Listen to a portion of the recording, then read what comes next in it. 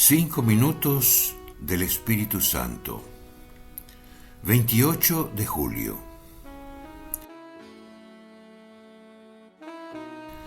Una de las maneras más frecuentes de expulsar al Espíritu Santo es cuando fomentamos la nostalgia por el tiempo que va pasando, por la vida que se nos va de las manos, por la juventud que va pasando o ya pasó y no vuelve más.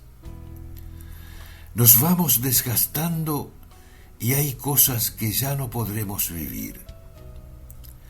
Nos duele sentir que hemos desperdiciado muchas oportunidades para ser felices y tememos que siga pasando el tiempo y lloremos lo que no hemos sabido vivir. Olvidamos que hay una forma de vivir que hace que el paso del tiempo no sea ir destruyéndose o perdiendo vitalidad.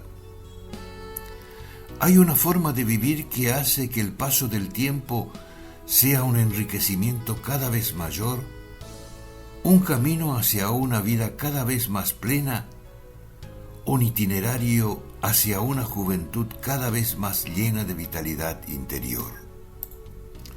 Para un árbol, para un vino, para una piedra preciosa, el paso del tiempo no es un dramático desgaste o debilitamiento.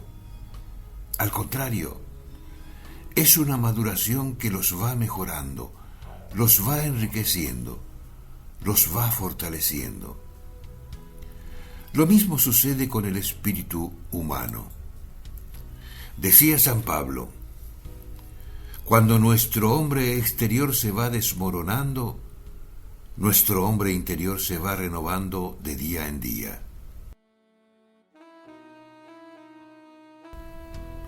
Cardenal Víctor Manuel Fernández.